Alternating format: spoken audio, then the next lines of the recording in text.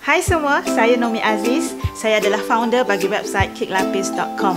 Saya juga adalah salah seorang panelis daripada Kelab Cinta Ketuhar Tajaan Buttercup.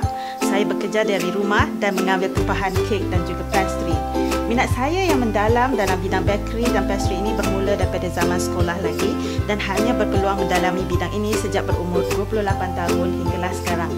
Minat saya yang mendalam itu telah berjaya menghasilkan sebuah buku yang bertajuk Rahsia Membuat Kek Lapis Kelung Sarawak. Resipi kali ini saya gunakan buttercup untuk membuat hazelnut macarons with caramel cream. Selamat mencuba ya.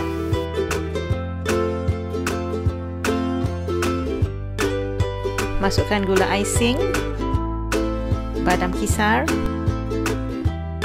hazelnut kisar, dikisar bersama. Diayak sehingga halus. Pukul putih telur dan masukkan gula. Perlu dipukul hingga menjadi kental. Masuk ke dalam meringue yang telah kita siapkan tadi. Gaul sehingga menjadi pekat.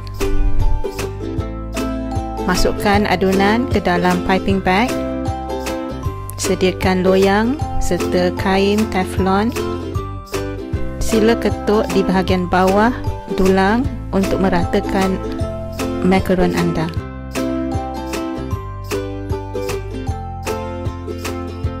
Telur, gula, tepung jagung.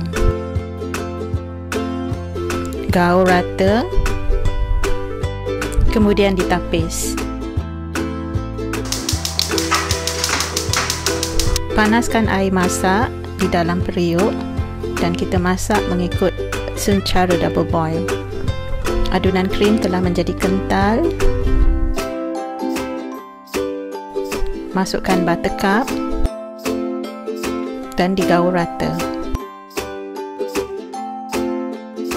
Cara membuat paste caramel.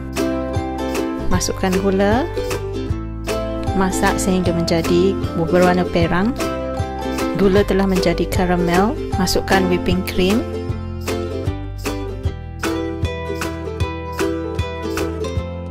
Masukkan paste caramel di dalam krim tadi. Gaul sehingga rata. Masukkan makaron ke dalam oven pada suhu 150 darjah Celsius untuk jangka masa 14 minit.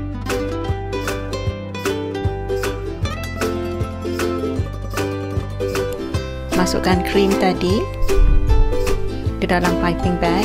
Sediakan makaron.